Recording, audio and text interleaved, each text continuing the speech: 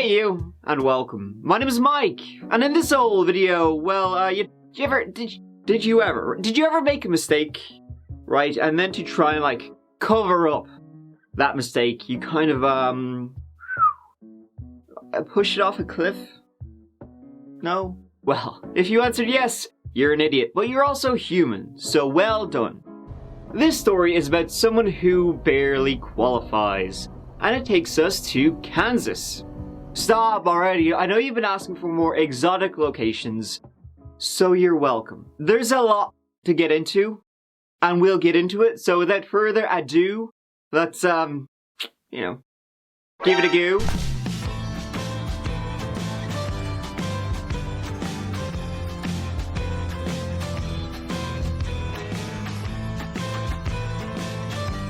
If you ever wanted to live in an area where even the middle of nowhere seems busy, well then you, my friend, might want to go to Kingman, Kansas. A great place to land, because, well, there's an airport there.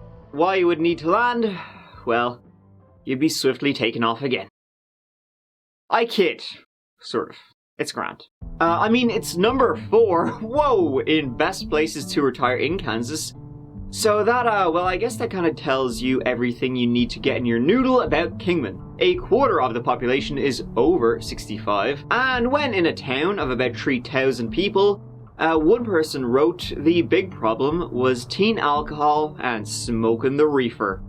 If that's your big problem, I think you're okay. Trust me, you're fine. So let's, cut to the chase.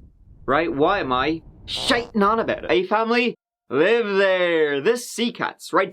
By the way, don't get confused with some kind of like 80s cartoon, because they really sound like it, but they're not.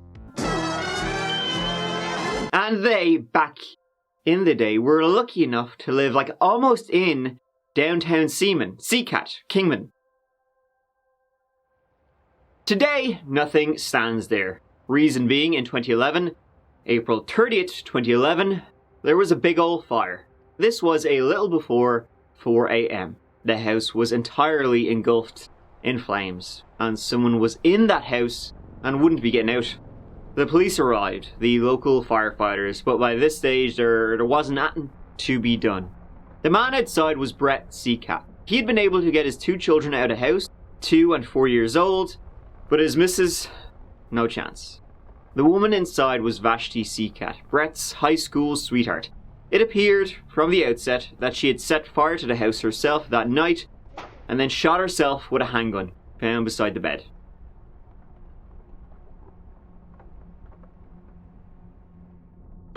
Did she though? Brett and Vashti were each other's first loves. As I said, they met in high school, they were on again, off again. For a bit, until in 2004, they tied that knot when they were both in their late 20s. 2 years later, they had their first baby boy, and less than 2 years later, they had their second.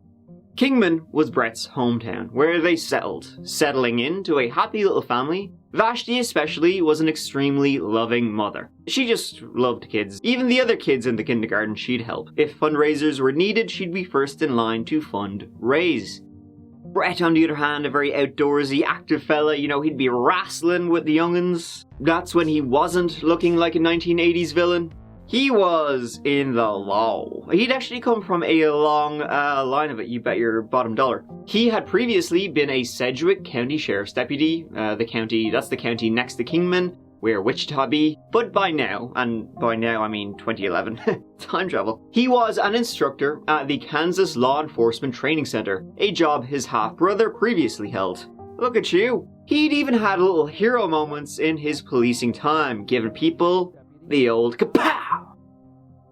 Mess with the bull, you get the horns. And so, a regular family, then a fire, then a loss. A hole that would never be filled, but how and why? And Brett told the police something, that cold, early April morning. It wasn't the fire that killed his wife, it was the gun. 911, you have an emergency. What's the problem? Calm down. There's a fire. And my wife is...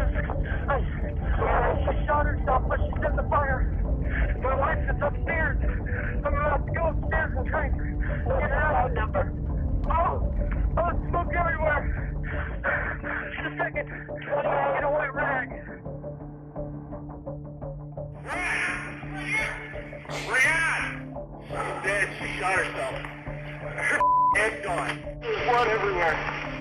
When firefighters managed to gain entry to the house that early morning, Vashti was found lying on her bed, a gunshot wound to her head. How did it get there? Not only that, she had gunshot wounds to her chest, hip, thigh, but they would later be determined to have, come from the gun cooking off. The heat of the fire made the bang go bang. Brett said she had started the fire, had nearly killed her husband and her 2 kids. And then she went off and killed herself. And indeed, in the bedroom they found a gasoline container right beside her, so that's your start right there. Someone intentionally started something. Now, there wasn't really much of a police department in Seaman, nor a fire department, so to get to the bottom of this, they had to get the Kansas Bureau of Investigation in to, well, give it a go. In Kingman. Just a week after a house fire took the life of 34-year-old Vashti Seacat, hundreds filled the chapel at Central Christian Church to say their goodbyes and to celebrate her life. The past week has been difficult for friends and family. They are all waiting on answers as to why her husband, a former Sedgwick County deputy, and 2 children were able to escape the house, but she wasn't. Seacat had filed for divorce just days before the fire. Neighbors say a block party planned for last Saturday was canceled by her husband right before the fatal blaze. He said she had filed for divorce and that there wasn't going to be a party. And so that was the last time I seen either one of them. This amateur video shows how massive the blaze was.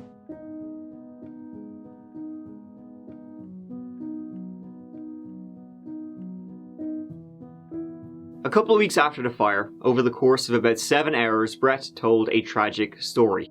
One of marital troubles, and ultimately a black hole that Vashti had fallen into. A hole of depression that she was struggling to keep her head above.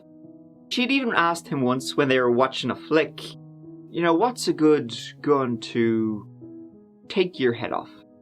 And he had answered. She would get depressed over something, but she would never talk to anybody about being depressed over it because she was always worried about how people would view her. Mm-hmm. And even as her boyfriend, as her husband, the only reason I ever even got exposed to it was because I was the guy who spent the nights with her. She had been taking weight loss medication that depression was a side effect of, but she had had depression for years. That just made it worse. She threw herself into the job to try and deal with it, but working long hours in HR at Cox Communications in Wichita, well, then in turn, because you never can win, led to marriage troubles between Brett and Vashti. In fact, 5 months before the fire, in November 2010, they had begun going to marriage counselling to try and communicate their issues and find some kind of path forward. Did it help? Me bollocks. Vashti kept going by herself after Brett, well, he couldn't wrestle his way out of that one, so he just stopped going. And then Big D was on the cards between them, taking the old marriage out back and, cigarette and blindfold time. Things hadn't been good after they had that discussion. Well, not that they'd been good before. Brett was sleeping on the couch, hence why he wasn't upstairs when the fire started. And it appeared that Brett and Vashti were getting ready to fight for their children. I made it perfectly clear, whether it was truthful or not, that if this went to court, I was going to do everything I could to make sure she doesn't see the kids again. There would have been a few bloody noses before it was all over, but before it could even begin, it was over. He said that night he was asleep, and in the middle of the night she rang him from the floor above, telling him to get out and take the kids. He heard a loud bang. He went upstairs, he saw the fire, and he found Vashti. Then all of a sudden, it sort of came to me.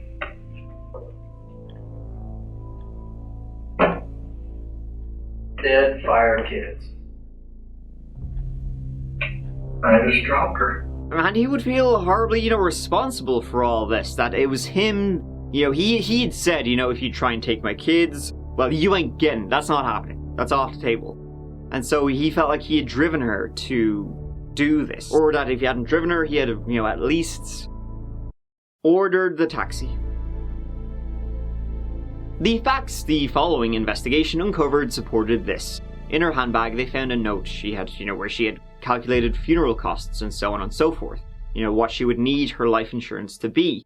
In her car, a journal recovered. Basically written in it on the last page was, farewell, adieu.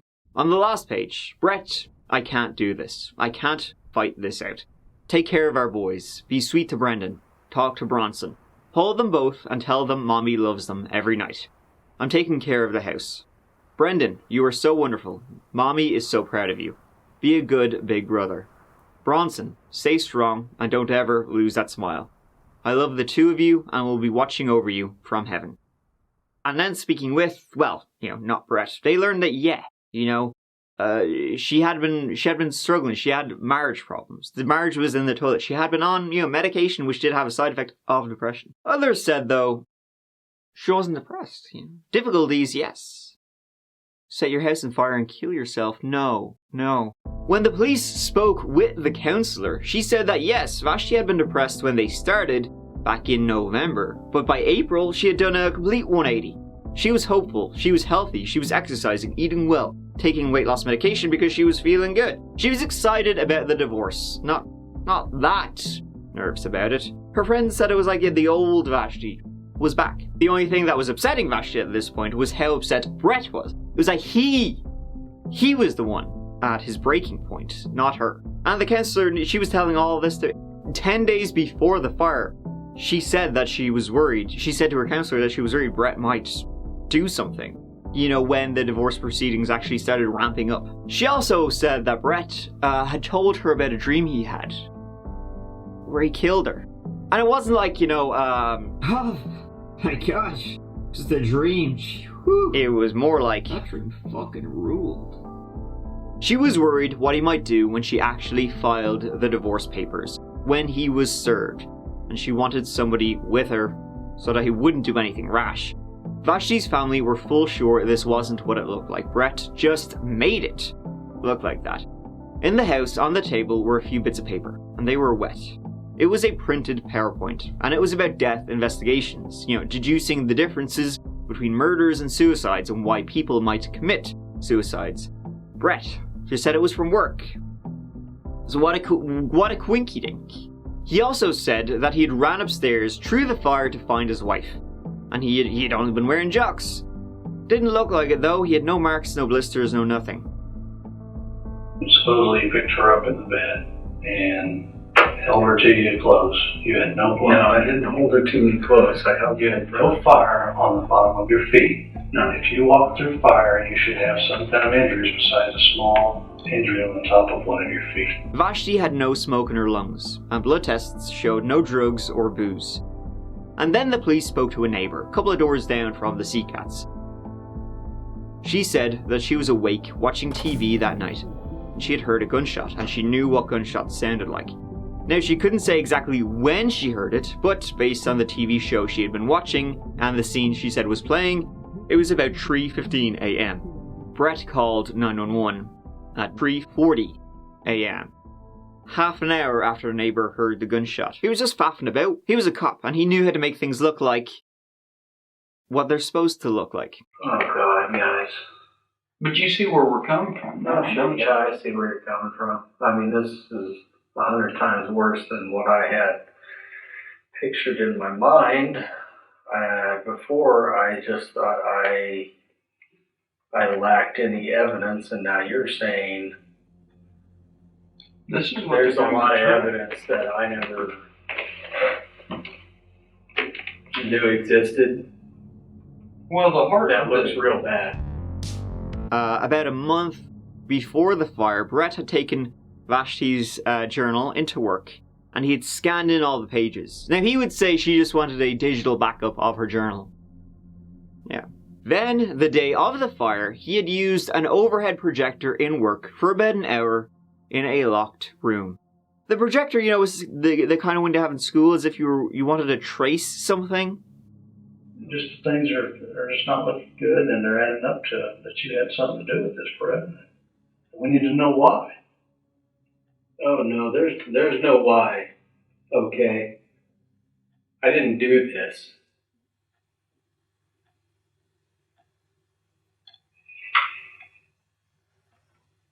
I love Vashti. I'm sure you did. you. I'm sure you still do.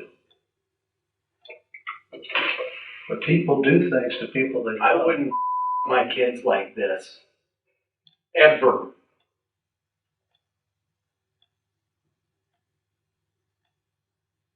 When her family, I wouldn't my family. I didn't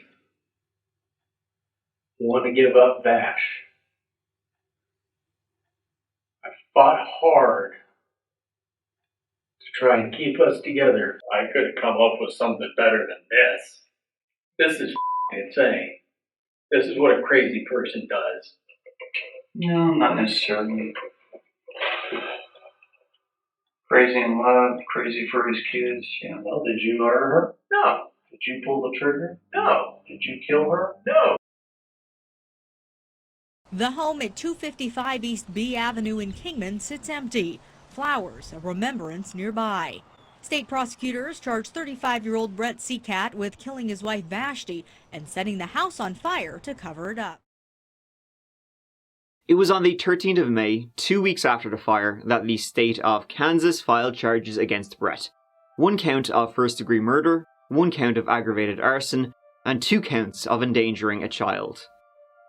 Brett pleaded not guilty, and he would never change that. Not when 2 years later, the trial began.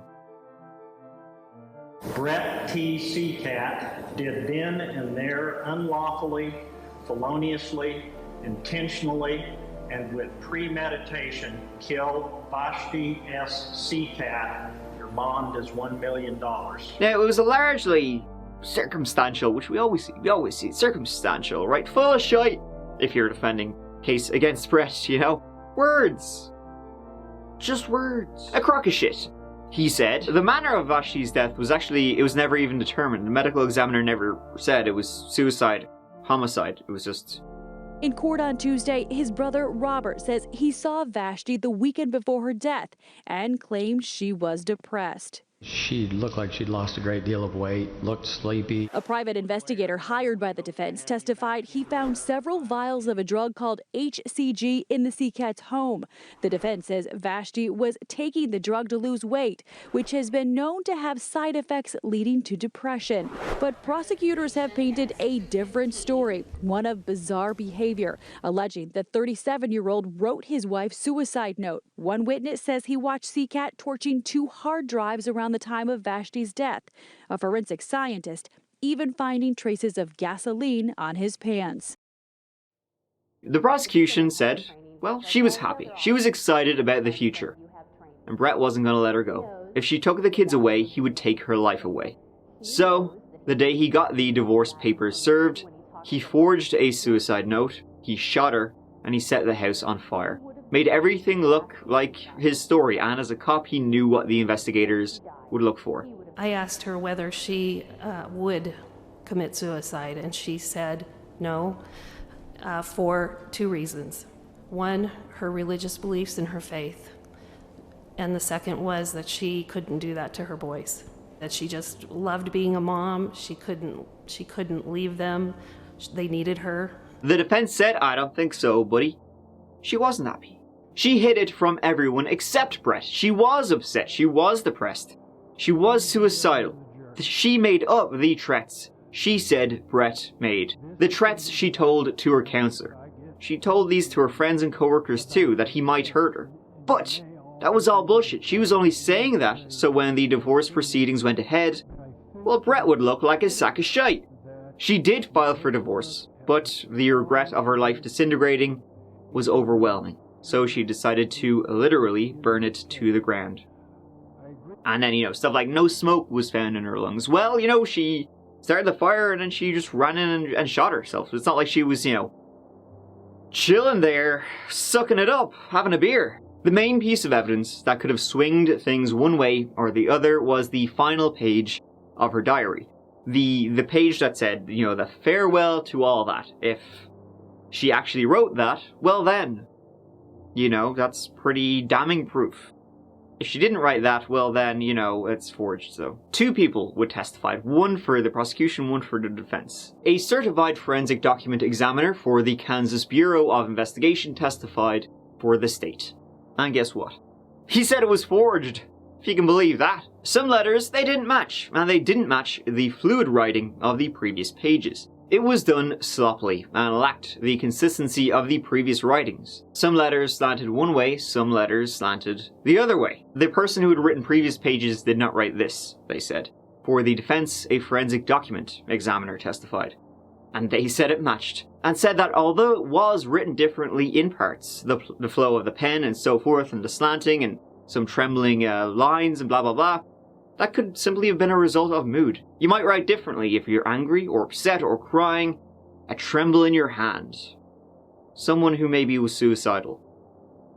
But they said it was the same person who previously wrote in the journal. Everyone may be seated.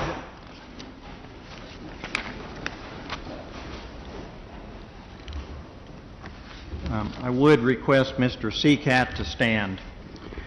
Mr. Seacat, at this time, based on the verdicts rendered by the Kingman County jury of your peers, I find you guilty of murder in the first degree in violation of KSA 2130. The trial lasted 12 days, and the jury found Brett guilty on all counts.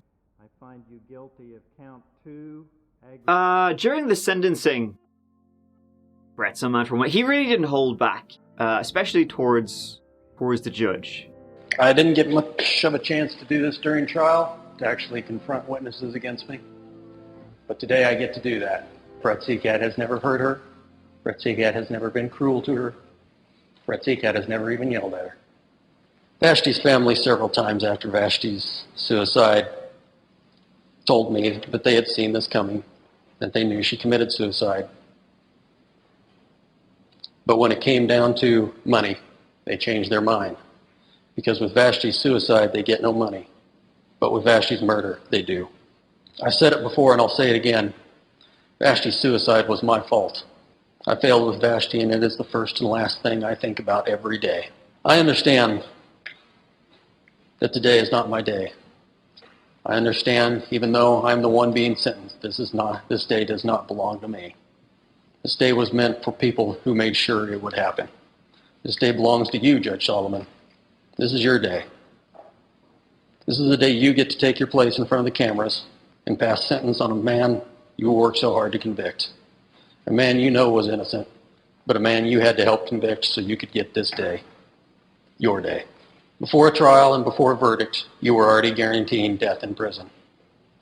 Because that's the kind of sentence you believe will bring you the publicity you need for a Kansas Supreme Court nomination. It was at that same meeting with Vashti's family where you also made a deal to give them custody of my children after I was conveniently out of the way.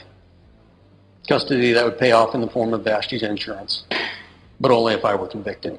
And that's the key word for this meeting, pay off. Go ahead and sell custody of my little boys to Vashti's family. Go ahead and pass the sentence that guarantees your spot in hell. You're going to hell for what you've done in this case. Well, I heard many things today that I anticipated hearing. I heard a few things I didn't anticipate. I won't bother addressing them because they're so bizarre, they don't deserve a response. On the primary conviction of intentional premeditated murder in the first degree, I impose a life sentence without the possibility of parole for 25 years. And there you have it. Sad case of, ooh, I ain't gonna let you, if I can't have you, then nobody can. And sad, well, how well does that work out? Hint, hint, not very well. So sad then all around. But that was his plan. Not a good one to set fire to your own house with your own kids inside. Well, clearly he has a few screws unscrewed. But he would have gotten away with it too, if it wasn't for the pesky police investigations that's gonna have a goo out of, a dead person. He's a cop, you should know this. Better luck next time. Oh wait. Though honestly, I kinda gotta give it to Brett during the sentencing part. Because most time they're yada yada yada, I'm sorry, blah blah blah. Not this guy though. You're going to hell for what you've done in this case. and it's all for nothing. Fucking hell, Brett, tell them what you really think, why don't you?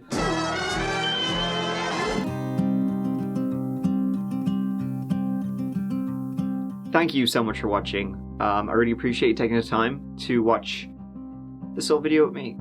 It means a lot. Go on. I'll see you as always real soon in the next whole video, which will be coming real soon, as always. Until then, please take care of yourselves, really. Look after each other, and just remember that I love you. Okay.